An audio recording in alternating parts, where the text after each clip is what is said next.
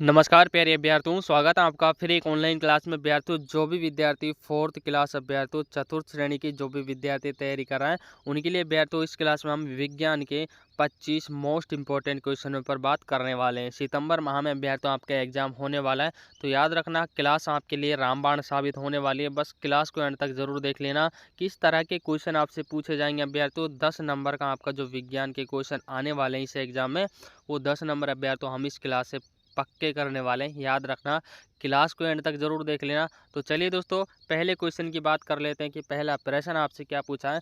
प्रकाश वर्ष किसे मापने की इकाई है अभ्यर्थियों? तो प्रकाश वर्ष किसे मापने की इकाई है? समय, ऊर्जा, दूरी या अभ्यर्थियों प्रकाश की तीव्रता।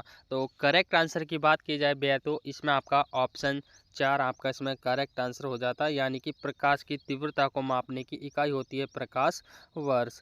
Option D is the correct answer. अगले प्रश्न की बात कर लेते हैं अभ्यर्थियों। अगला प्रश्न आपसे क्या पूछा है कि मानव शरीर में लाल रक्त कोशिकाओं का निर्माण कहाँ होता है? इंपॉर्टेंट क्वेश्चन है अभ्यर्थियों, स्टार लगा के रखना है एग्जाम की दृष्टि से। तो मानव शरीर में लाल रक्त कोशिकाओं का जो निर्माण होता है वो अभ्यर्थियों आपको बताना है। यकृत, तिल्ली, अस्थि मज्जा या अभ्यर्थियों फेफड़ों में। तो करेक्ट आंसर की बात की जाए अभ्यर्थियों, अस्थि मज्जा आपका इसमें बोन मैरो जिसको कहते हैं अभ्यर्थियों, option C is the right answer अभ्यर्थियों। अस्थि मज्जा में जो आपके लाल रक्त कणिकाओं का जो निर्माण होता है वो अभ्यर्थियों अस्थि मज्जा में होता है। Option 3 is the right answer. बात कर लेते हैं अभ्यर्थियों अगले प्रश्न की। अगला प्रश्न आपसे क्या पूछा है कि पानी का रासायनिक सूत्र आपको बताना कि पानी का रासायनिक सूत्र क्या है अभ्यर्थियों। तो करेक्ट आंसर की बात की जाए अभ्यर्थियों, H2O अभ्यर्थियों। H2O जो पानी का रासायनिक सूत्र है, option 2 is the right answer. बात कर लेते हैं भैया तो अगले प्रश्न की। अगला प्रश्न है भैया तो आपसे क्या पूछा है कि दाब की जो एसआई इकाई है वो क्या है? तो दाब की जो एसआई इकाई है भैया तो बार, पास्कल, एटमॉस्फेयर है भैया तो या भैया तो न्यूटन। तो दाब की जो एसआई मात्रक है भैया तो वो आपको बताना है, एसआई इकाई है तो पास्कल है भैया तो ऑप्शन बी आपका इसमें करेक्ट आंसर हो जाता है।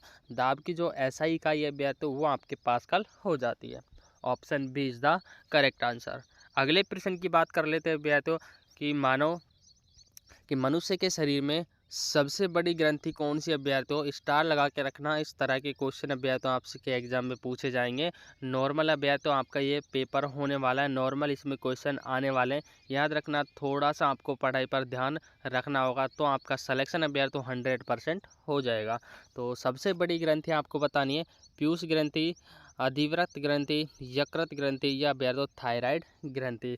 तो करेक्ट आंसर की बात की जाए भैया तो यकृत, जिसको हम लिवर भी कहते हैं भैया तो जो मानव शरीर में सबसे बड़ी ग्रंथि है वो भैया तो आपकी लिवर हो जाती है, यकृत। भैया तो याद रखना, option C is the correct answer. अगले क्वेश्चन की बात कर लेते हैं कि प्रकाश का वेग अधिकतम कहाँ होता है? तो प्रकाश का वेग जो अधिकतम होता है भैया तो वो कहाँ पर होता है? जल में, कांच में, निर्वात में या भैया तो आपके वायु में।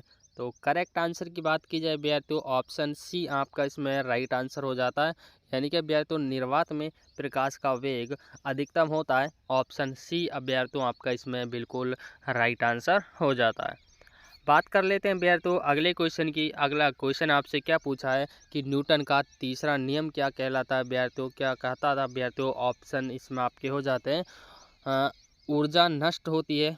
करेक्ट आंसर की बात की जाए, ऑप्शन बी आपका इसमें राइट आंसर हो जाता है, यानी कि प्रत्येक क्रिया की समान और विपरीत प्रतिक्रिया होती है। ये अभ्यर्थियों न्यूटन का जो तीसरा नियम है अभ्यर्थियों, प्रत्येक क्रिया की समान और विपरीत प्रतिक्रिया होती है। याद रखना अभ्यर्थियों, option B is the correct answer. अगले क्वेश्चन की बात कर लेते हैं अभ्यर्थियों। अगला क्वेश्चन आपसे क्या पूछा है कि रक्त में ऑक्सीजन का परिवहन किसके द्वारा होता है अभ्यर्थियों? स्टार लगा के रखना कि जो रक्त में ऑक्सीजन का जो परिवहन है वो किसके द्वारा होता है? तो करेक्ट आंसर हीमोग्लोबिन अभ्यर्थियों, हीमोग्लोबिन के द्वारा ऑक्सीजन का परिवहन होता है अभ्यर्थियों, किस में? रक्त में। ऑप्शन ए अभ्यर्थियों आपका इसमें राइट आंसर हो जाता है। अगले क्वेश्चन की बात कर लेते हैं अभ्यर्थियों। अगला क्वेश्चन आपसे क्या पूछा है कि डीएनए का पूरा नाम आपको बताना है। डीएनए का पूरा नाम अभ्यर्थियों आपसे पूछ लिया है, तो डीएनए का पूरा नाम क्या होता है अभ्यर्थियों? करेक्ट आंसर हो जाता है ऑप्शन बी, यानी कि डीऑक्सी न्यूक्लिक एसिड अभ्यर्थियों। ऑप्शन बी अभ्यर्थियों आपका इसमें करेक्ट आंसर हो जाता है। डीऑक्सीराइबोन्यूक्लिक एसिड अभ्यर्थियों याद रखना, स्टार लगा के रखना, एग्जाम की दृष्टि से इम्पोर्टेंट क्वेश्चन है। अगले प्रश्न की बात कर लेते हैं अभ्यर्थियों। अगला प्रश्न आपसे क्या पूछा है कि हड्डियां और दांतों को मजबूत बनाने वाला खनिज कौन सा है। तो हड्डियों और दांतों को मजबूत बनाने वाला खनिज आपको बताना है अभ्यर्थियों, आयरन, कैल्शियम, सोडियम या अभ्यर्थियों क्लोरीन। तो करेक्ट आंसर अभ्यर्थियों कैल्शियम के द्वारा हड्डियां और दांतों का मजबूत बनने वाला खनिज माना जाता है कि इसको कैल्शियम को। ऑप्शन बी अभ्यर्थियों आपका इसमें राइट आंसर हो जाता है। बात कर लेते हैं अभ्यर्थियों अगले प्रश्न की। अगला प्रश्न आपसे क्या पूछा है कि विद्युत धारा का जो एसआई इकाई है वो क्या है। तो विद्युत धारा की जो एसआई इकाई है वोल्ट, वाट, एम्पियर या अभ्यर्थियों आपके ओम। तो एम्पियर अभ्यर्थियों विद्युत धारा की जो एसआई इकाई है वो आपके एम्पियर हो जाती है। ऑप्शन सी आपका इसमें बिल्कुल राइट आंसर हो जाता है। अगले प्रश्न की बात कर लेते हैं अभ्यर्थियों। अगला प्रश्न आपसे क्या पूछा है कि सूर्य से पृथ्वी तक ऊर्जा का संचरण किस विधि से होता है। तो सूर्य से लेकर और पृथ्वी तक अभ्यर्थियों प्रकाश कैसे पहुंचता है ये आपको बताना है। विकिरण, चालन, संवहन या अभ्यर्थियों अवकरण। तो करेक्ट आंसर की बात की जाए तो विकिरण के द्वारा, ऑप्शन ए आपका इसमें बिल्कुल राइट आंसर हो जाता है। विकिरण के द्वारा अभ्यर्थियों जो प्रकाश है वो सूर्य से पृथ्वी तक अपनी दूरी तय करता है। ऑप्शन ए अभ्यर्थियों आपका इसमें बिल्कुल करेक्ट आंसर हो जाता है। बात कर लेते हैं अभ्यर्थियों अगले प्रश्न की। अगला प्रश्न आपसे क्या पूछा है कि पौधों में भोजन का संचरण कौन करता है। तो पौधों में भोजन का संचरण कौन करता है। जाइलम, फ्लोएम, कोशिका भित्ति या अभ्यर्थियों लवण। तो करेक्ट आंसर अभ्यर्थियों ऑप्शन बी हो जाता है, यानी कि फ्लोएम के द्वारा पौधों में भोजन का संचरण होता है। ऑप्शन बी अभ्यर्थियों आपका इसमें करेक्ट आंसर हो जाता है।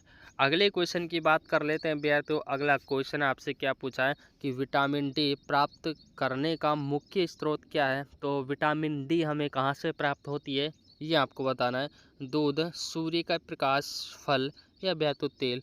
तो सूर्य के प्रकाश से अभ्यर्थियों हमें विटामिन डी सर्वाधिक मात्रा में प्राप्त होती है सूर्य के प्रकाश से। ऑप्शन बी अभ्यर्थियों आपका इसमें करेक्ट आंसर हो जाता है। अगले प्रश्न की ओर चलते हैं अभ्यर्थियों। पानी में घुलनशील विटामिन कौन कौन से हैं अभ्यर्थियों वो आपको बताने हैं। और विटामिन बी और सी, विटामिन ए और डी, विटामिन ई और के या विटामिन डी और के। तो विटामिन बी और सी अभ्यर्थियों ऑप्शन पहला आपका इसमें करेक्ट आंसर हो जाता है। विटामिन बी और सी जो पानी में घुलनशील विटामिन माने जाते हैं। Option A is the correct answer. अगला प्रश्न अभ्यर्थियों आपसे क्या पूछा है कि अम्लीय वर्षा में मुख्य रूप से कौन कौन सी गैसें उत्तरदायी होती हैं। तो अम्लीय वर्षा में कौन कौन सी गैसें उत्तरदायी होती हैं। SO2 अभ्यर्थियों और अभ्यर्थियों आपके N2O अभ्यर्थियों ये दो गैसें हैं जो अम्लीय वर्षा में उत्तरदायी होती हैं।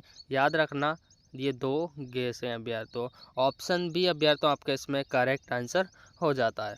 बात कर लेते हैं अभ्यर्थियों अगले प्रश्न की कि पित्त रस किस अंग से स्त्रावित होता है। आपको बताना है अभ्यर्थियों कि जो पित्त रस है वो किस अंग से स्त्रावित होता है। आमाशय, यकृत, अग्नाशय या अभ्यर्थियों आंत से। तो यकृत यानी कि लीवर से जो आपका पित्त रस है वो अभ्यर्थियों स्त्रावित होता है। ऑप्शन बी अभ्यर्थियों आपका इसमें बिल्कुल करेक्ट आंसर हो जाता है। अगले प्रश्न की बात करते हैं अभ्यर्थियों।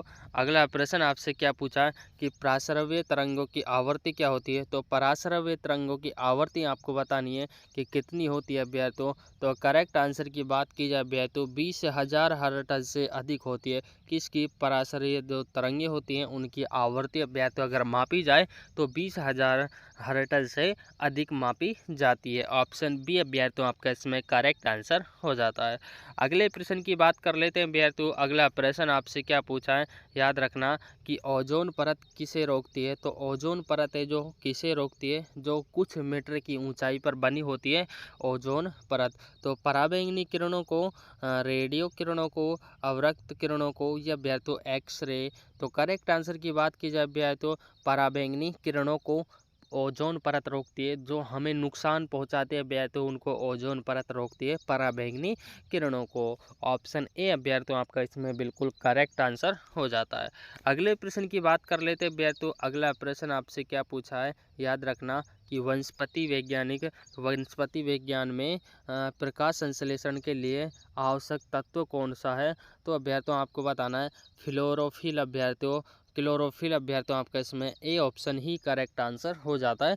जो वनस्पति विज्ञान में प्रकाश संश्लेषण के लिए आवश्यक तत्व है वो अभ्यर्थियों क्लोरोफिल है। ऑप्शन ए अभ्यर्थियों आपका इसमें राइट आंसर हो जाता है।